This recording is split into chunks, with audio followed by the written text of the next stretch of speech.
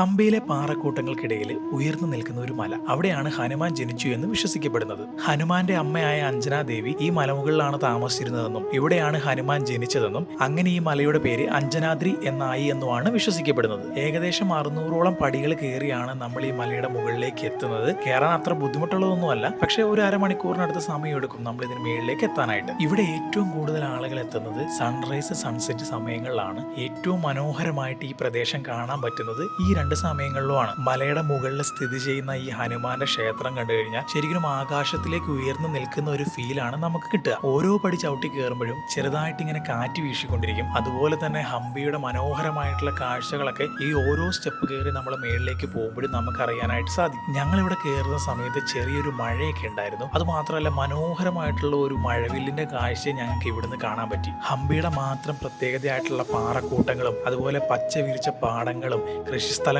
എല്ലാമായിട്ടുള്ള മനോഹരമായിട്ടുള്ള ഒരു panoramic view തന്നെ നമുക്ക് ഇവിടെ കാണാനായിട്ട് പറ്റും. നമ്മളിവിടെ ഒറ്റയ്ക്കൊക്കെ ഒന്ന് വന്നിരിക്കുകയാണെങ്കിൽ നമ്മുടെ ശരീരത്തിനും മനസ്സിനൊക്കെ ഒരുപാട് റിലാക്സേഷൻ നൽകുന്ന രീതിയിലുള്ള ഒരു അറ്റ്മോസ്ഫിയർ ആണ് ഇവിടെ ഉള്ളത്. എന്തായാലും ഹംപി സന്ദർശിക്കുന്നവർ തീർച്ചയായിട്ടും കണ്ടിരിക്കേണ്ട ഒരു പ്രദേശം കൂടിയാണ് ഈ അഞ്ജനാദ്രി ഹിൽസ്.